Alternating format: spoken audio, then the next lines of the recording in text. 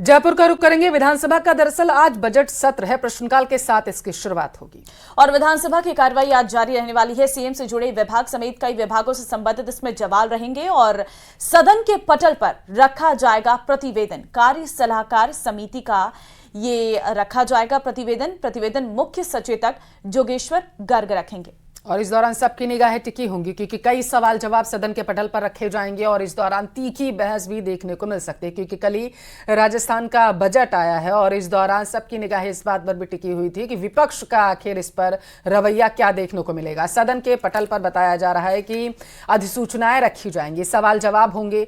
मंत्री किरोड़ी लाल मीणा के phone tapping के बयान का भी मामला गर्मा सकता है क्योंकि उन्होंने बेहद ही गंभीर आरोप अपनी ही सरकार पर लगा दिए थे, जिसके बाद कांग्रेस हमलावर हुई। दूसरी तरफ उसके बाद जैसे ही ये मामला गरमाया तो किरोड़ी लाल मीणा अपनी सफाई में भी बयान देते नजर आए थे और उन्होंने कांग्रेस पर ही तीखा हमला बोल दिया था कि कांग्रेस में भी पूर्व सीएम अशोक गहलोत अपने ही मंत्रियों के फोन टैप करवाते। फिलहाल बताते चले कि आज सवाल जवाब होंगे और सदन पर इस वक्त सबकी निगाहें सरकार की ओर से मामले में जवाब भी पेश किया जाएगा।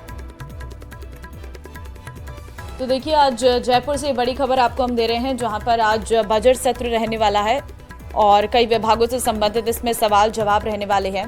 विपक्ष के अपने सवाल हैं। सदन के पटल पर आज प्रतिवेदन रखा जाएगा और अधिसूचनाएं भी रखी जाएंगी सदन के पटल पर। साथ ही किरोड़ी लाल के फोन टैपिंग के बयान का मामला भी आज सदन में रखा जाएगा। सरकार की ओर से इस पूरे मामले पर जवाब जो है वो सरकार ने देना है। कई विभागों से संबंधित इसमें सवाल जवाब भी रहने वाले हैं। देखिए, भजनलाल सरकार का कल दूसरा पूर्ण बजट आया है और उस बजट के बाद जो है अब विपक्ष इस पर क्या अपना रुख रखता है, इस पर सभी की निगाहें रहने वाली हैं। तो ऐसे में आज काफी ज्यादा हंगामेदार विधानसभा की कार्यवाही रह सकती है। भजनलाल सरकार ने अपने दूसरे पूर्ण बजट में युवाओं को कई बड़े तोहफे दिए हैं।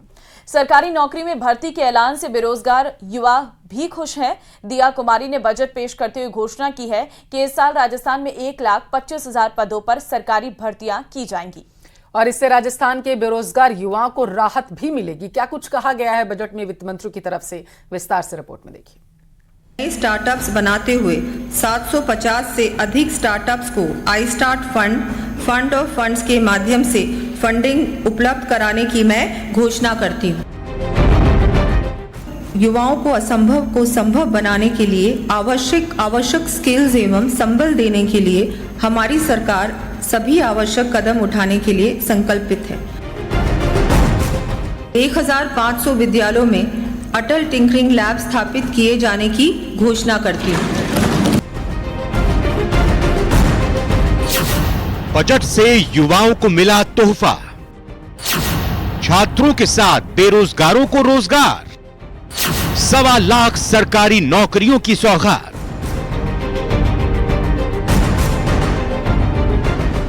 वित्त मंत्री दिया कुमारी ने बजट से पहले जैसा संकेत दिया वैसा ही हुआ।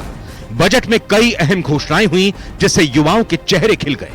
वित्त मंत्री दिया कुमारी ने 2025 के बजट में युवा वर्ग और शिक्षा पर विशेष जोर दिया।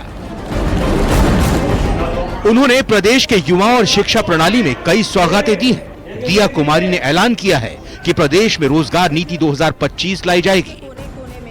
सरकार के दूसरे पूर्ण बजट में दिया कुमारी ने युवाओं के लिए जो ऐलान किया है उसमें सरकारी सेक्टर में 1.25 लाख पदों पर भर्तियां, निजी क्षेत्र में 1.5 लाख पदों पर भर्तियां की जाएंगी।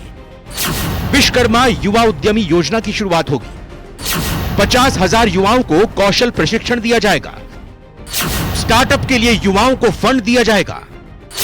अगले साल 1500 स्टार्टअप बनाएंगे। हैदराबाद, दिल्ली, मुंबई, बेंगलुरु में हेल्प डेस्क की शुरुआत की जाएगी। युवाओं को असंभव को संभव बनाने के लिए आवश्यक स्किल्स एवं संबल देने के लिए हमारी सरकार सभी आवश्यक कदम उठाने के लिए संकल्पित है। युवाओं को रोजगार परक प्रशिक्षण, इंटर्नशिप, अप्रेंटिसशिप तथा रोजगार की योजनाओं के माध्यम से समुचित अवसर प्रदान करने के लिए राजस्थान रोजगार नीति 2025 लाने की मैं घोषणा करती हूँ।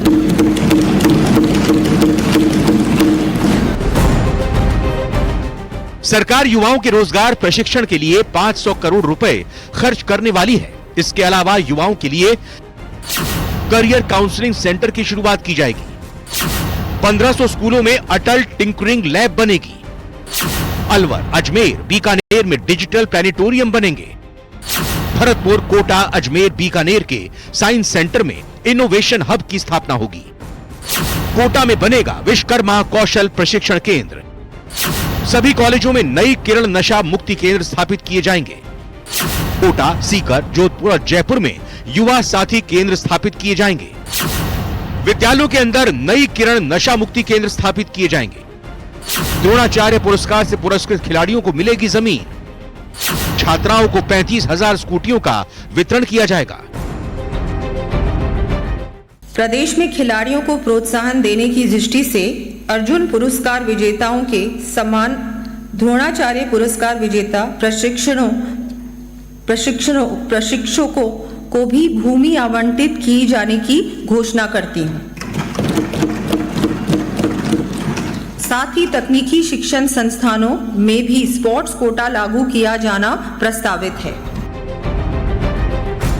स्टार्टअप के सहारे नए रोजगार के सृजन की बात हो या फिर युवाओं के लिए सरकारी और निजी वर्ग में नौकरी का मुद्दा, सरकार ने बजट में हर बात का ख्याल रखा है। ऐसे में अब युवाओं को उम्मीद है कि सरकार बजट में की गई घोषणा को जल्द ही अमली जामा पहनाएगी।